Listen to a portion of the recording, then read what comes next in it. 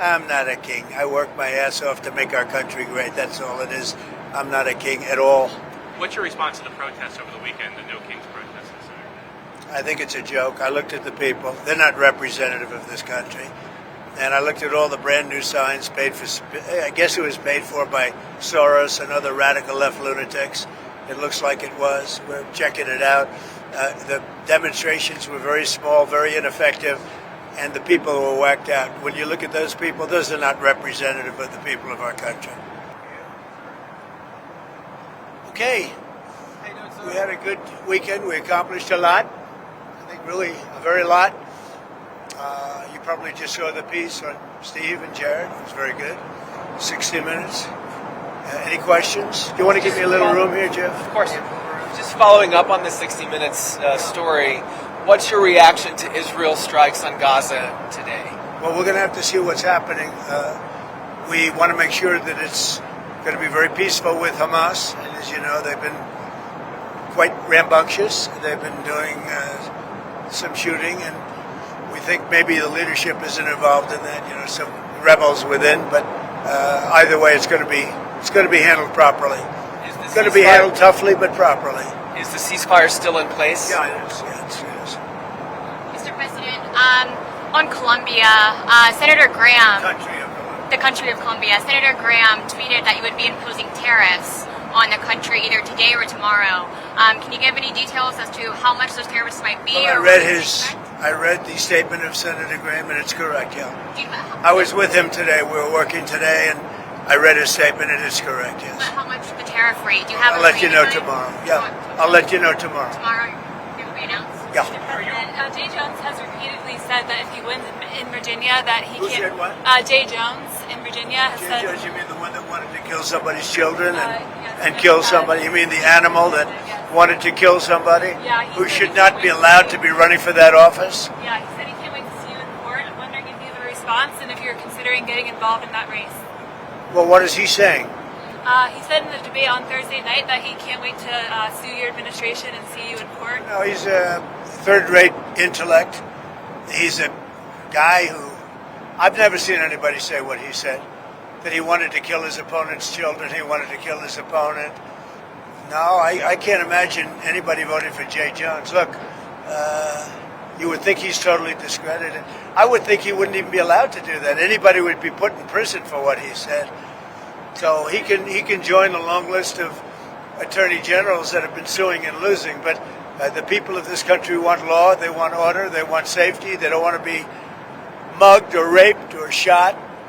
And that's what we provide. We have tremendous numbers also. You see the crime numbers are coming way down, way down. Then you take a look at a place like Washington, D.C., which is now one of the safest cities in the country. It's one of the worst cities, most dangerous cities. We moved out 1,700 career criminals and people that came here through Biden and his open border policy. And Washington, D.C. is now one of the safest cities. And Memphis is doing fantastically also. We went in there a week ago. This is a bumpy flight. I better say that, otherwise they'll say, what's wrong with the president? This is a bumpy flight. But Memphis is doing really well. I think that Chicago will do very well. We're going to go into San Francisco at some point in the not-too-distant future and make that a great city again. It can only be a great city if it doesn't have crime. If it has crime, it can't be a great city. A question about Colombia. Are you concerned that if aid is cut to Colombia, that would undermine Colombia's fight against drugs? A lot of U.S. aid. They don't have a fight against drugs. They make drugs. They refine drugs. They make cocaine. They have cocaine factories. They have no fight against drugs. And I'm stopping all payments to Colombia because they don't have anything to do with their fight against drugs. And in fact, even when they had better presidents than they have right now, that's how they're making a lot of money, drugs. I used to complain about it when they had a very nice president, but he wasn't doing it. It was all talk. They are a drug manufacturing machine, Colombia, and we're not going to be part of it. So we're going to drop all money that we're giving to them. It has nothing to do with them stopping drug production. And you look at the fields are loaded up with drugs, and they refine the drugs, and they make tremendous amounts of cocaine, and they send it all over the world, and they destroy families. No, Colombia is out of control, and now they have the worst president they've ever had. He's a lunatic who's got a lot of problems, mental problems. The Colombian president says that U.S. killed a innocent Colombian fisherman in one of the strikes. He said that when we shot down a submarine, that they were just fishing. This is a submarine. This was a submarine that was meant, by the way, this was a submarine that was meant for one reason and made for one reason, to carry massive amounts of drugs. Yeah, go ahead. No, but that's not the right strike that he's talking about. He's talking about a previous strike. Mr. President, on the shutdown, do you want to see the premium tax credits extended if the Democrats vote to reopen the government? Let me just tell you that there'll be no money given toward their crazy escalation of giving money to illegal aliens that came into the country totally illegally. I mean, they came in illegally. They want to spend 1.5 trillion with a T, trillion dollars, giving it to people that came into the country illegally. They shouldn't have come in. In fact, one of the reasons they came in was to get this money. And California is a big culprit. I mean, California, they're out of control. And we're not going to pay California all of that money that they're giving away illegally. And that's another thing. Between California and Colombia, there's not that much difference. We're not going to be making those payments. Just a follow-up to that, sorry. A July survey Who are you with, please? The Washington Post. A July survey by your pollster, Tony Fabrizio, found that 72% of voters across political parties like the ACA tax credits. So are you worried that you might get blamed if you don't help get those through? Well, we want to have great health care, so we'll do whatever we can do to have great health care. But the Democrats want to destroy all health care because they want to give $1.5 trillion of this money, and they want additional money to go to people that came into our country illegally. Many of them are from prisons and mental institutions, and we're not going to destroy our health care for the Democrats. Mr. President, there were reports, and you even mentioned that in a recent phone call with Prime Minister Modi, and that Modi had said his country would stop purchases of Russian oil, but India said that they were not aware. Well, then they're going to just keep paying a lot of tariffs. If they said that, but I don't believe they said that. No, I spoke with Prime Minister Modi of India, and he said he's not going to be doing the Russian oil thing, so that's it. Well, why would India say that they're not going to do? I don't know, but if they want to say that, then they'll just continue to pay massive tariffs, and they don't want to do that. Following up on Friday, you said you had a cordial meeting with President Zelensky. During that meeting, did you tell him he needed to cede all of the Donbass region to Russia? No, we never discussed it. We think that what they should do is just stop at the lines where they are, the battle lines. You have a battle line right now. The rest is very tough to negotiate. If you're going to say, you take this, we take that, there's so many different permutations. So what I say is they should stop right now at the battle lines. Go home, stop killing people, and be done. What do you think should happen with the Donbass region then? Let it be cut the way it is. It's cut up right now. I think 78% of the land is already taken by Russia. You leave it the way it is right now. They can negotiate something later on down the line. But I said cut and stop at the battle line, go home, stop fighting, stop killing people. With the 93 World Trade Center bombing, it's a shame. Look, the Mandami thing is it's a disaster waiting to happen. We can't have a communist in charge of a great, supposedly free enterprise, kind of a representative city. So I think if you have a communist mayor, I think it's going to be very tough for him and for the city. Do you think he should have posted something like this so close to the election? Oh, I think it's a shame that that particular man is endorsing him and very friendly with him. You can see there's a relationship. He blew up the World Trade Center, right? And Mr. President, didn't the man you're talking about blow up the World Trade Center? And he's friends with Mandami? Mr. President, sticking with New York City, you've talked about the Hudson River Tunnel, the infrastructure project. You said that the funding has been terminated, but folks in New York have said that it's not terminated. So where does that stand? Well, as of now, it's terminated, and that's up to me. And as of now, it's terminated, and it's terminated because the Democrats are so foolish what they've done to the country. I mean, we have the hottest country in the world. There's no country even close, and they just want to do this. There's nothing for them to do. All they have to do is just say, let everything continue. And I will say a lot of Democrats want this to get over. So the administration right now is not sending funding? Right now, there is no funding because it's up to me. What is your response to the protests? Who are you with? I'm with the AP. With AP? What's your response to the protests over the weekend, the No Kings protests in Senator? I think it's a joke. I looked at the people. They're not representative of this country. and I looked at all the brand new signs paid for. I guess it was paid for by Soros and other radical left lunatics. It looks like it was. We're checking it out. The demonstrations were very small, very ineffective, and the people were whacked out. When you look at those people, those are not representative of the people of our country. Mr. President, besides San Francisco, By the way, I'm not a king. I'm not a king. I work my ass off to make our country great. That's all it is. I'm not a king at all.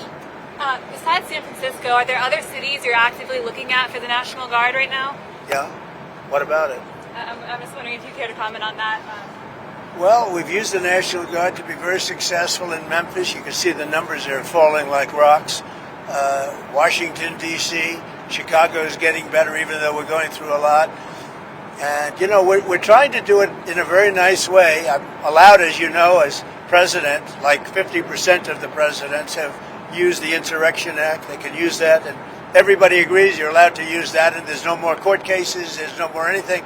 We're trying to do it in a nicer manner, but we can always use the Insurrection Act if we want. I mean, you take a look in the past, one in particular president used it 28 times during the course of a presidency. So we're allowed to do that. We thought we could do it in a very nice way. All we want to do is have safe cities. We're not looking for anything that would be spectacular other than crime-free become spectacular. We want to have great crime-free cities. So I'd be allowed to use, if I wanted, the Insurrection Act, and then all of this nonsense would go away. You have the absolute right. It's the strongest power a president has, and you have the absolute right to do it. We wanted to go this route, but we get sued every time you look at somebody. You look at somebody the wrong way, and you end up getting sued. We just want no crime. We want to have crime-free cities. That's not a big, I mean, it's pretty common sense, I think, but that's all I want is crime-free cities. I campaigned on it. It's become, I think, even more successful than we thought because of the tremendous success that we had literally in 12 days in Washington, D.C., and it continues. In Washington, D.C., we're so proud of it. People are eating in their restaurants. Restaurants are opening. All the stores and restaurants were closing. You couldn't walk down the street without being mugged or worse. And now it's a safe city. I mean, it's considered a very safe city. And it's safe because we took 1,700 people out of there and brought them back to where they came from. Yeah. You said you're going to South Korea and eventually meet with China. I am. That's right. Can you tell us more about your goals for your trip to Asia? Where else you may be going? I have a very good relationship with President Xi of China.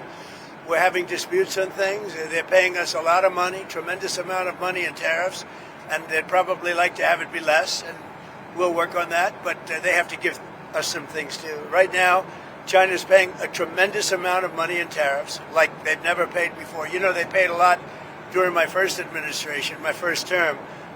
Now they're paying an unbelievable amount of money to the United States. They probably can't pay that much, and I'm okay with that. We can lower that, but they have to do things for us too. It's no longer a one-way street. Yeah. What would you lower it to, do you think? Depends. I mean, we'll have to see what they want. One of the penalties we have, and because they're sending in fentanyl, we have a 20%, as you know, a 20% tariff on that. But they'd be paying about 157% tariff, which is, you know, record-setting type tariff. I don't want them to do that. I want to help China. I'm not looking to hurt China. But they have to give us things too. Sticking with China, Mr. President, on soybeans, are you confident that you'll be able to get it? I want them to buy soybeans. One of the things I want is China's going to buy soybeans. I want China to stop with the fentanyl. Very, you know, normal things. I don't want them to play the rare earth game with us. But you want them to, but do you think they will make a deal on soybeans? I do believe, yeah, because otherwise I'm not going to make a deal. No, I want them to buy. Our farmers have been boycotted by China as a negotiating point. I don't want that. Our farmers are great, and in particular our soybean farmers, and I want them to start buying soybeans at least in the amount that they were buying before. And I believe they'll be able to do that. Sticking with soybeans and on Argentina, you're looking to do that deal with Argentina, the bail swap. So, Are we expecting beef?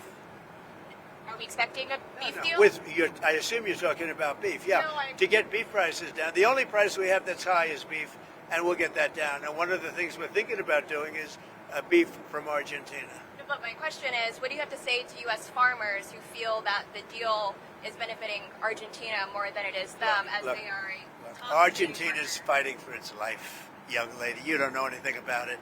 They're fighting for their life. Nothing's benefiting Argentina. They're fighting for their life. You understand what that means? They have no money. They have no anything. They're fighting so hard to survive. If I can help them survive in a free world, I happen to like the president of Argentina. I think he's trying to do the best he can. But don't make it sound like they're doing great. They are dying. All right? They're dying. What do you mean by a beef deal, sir? We would buy some beef from Argentina. If we do that, that will bring our beef prices down. Because our groceries are down, our energy prices are down. I think we're going to have $2 gasoline pretty soon. We're getting close. And everything's down. The one thing that's kept up is beef. And if we buy some beef, now I'm not talking about that much from Argentina, it would help Argentina, which we consider a very good country, a very good ally in a place. Although I must tell you, if you take a look now, South America is turning. Those South American countries are starting to turn very much toward us. They're getting away from socialism, and you can go right down the pack. But they are starting to turn. It's pretty amazing. May I ask you about Israel again? Do you feel that Israel was justified with striking when it did? Striking where? In Gaza today and overnight? I'd have to get back to you on that. I'd have to get back. What is the next step? Because we're going to be determined. You know, all of that's is under consideration right now. It's under review. Mr. President, on Harvard, Who are you with? I'm with the Washington Post. That's what I thought. On Harvard, you said the other week that you had reached a deal, but we haven't heard anything. What's the holdup? Well, we reached a concept of a deal, but it's pretty complicated because under this deal would be $500 million. They're going to open up trade schools, and I love the idea of trade and trade schools by Harvard. So, you know, they get into like a vocational type school. And the one problem with it, it's very complicated. You know, when do they start? How do they start? Who do they use? You know, there's 1,000 different things, and we may just charge them a fine, big fine, $500 million fine. Mr. President, And they won't do it again. And if they do, we'll have to just charge them another fine. you haven't weighed in on the Virginia gubernatorial race that's in a few weeks. Do you plan to endorse with the lieutenant Well, governor? I think the Republican candidate is very good, and I think she should win because the Democrat candidate's a disaster. So I haven't been too much involved in Virginia. I love the state. I did very well in the state. But I will tell you, I think the Republican candidate is excellent, and I think the Democrat candidate is a disaster. I mean, I watched her in the debate. She couldn't answer the most basic question. And, you know, a big thing with that race and also the race in New Jersey is going to be energy. Both of the Democrats are going to drive the energy prices through the roof. Through the roof. Your energy is going to double and triple. If the Republican gets elected, your energy is going to be coming down by 70, 80%. Thank you very much, everybody. Vote Republican. Should Europe be... For all our viewers asking where One America News is heading in the future, we would like to introduce you to OAN Live. OAN Live is the best way to stay up to date on all of the hard-hitting, straight-shooting, national and international headlines. And the best part is, OAN Live is only $4.99 per month. All the credible, honest, unbiased reporting One America News offers at a fraction of the cost of cable. Just go to OANN.com to easily sign up for OAN Live and stay informed.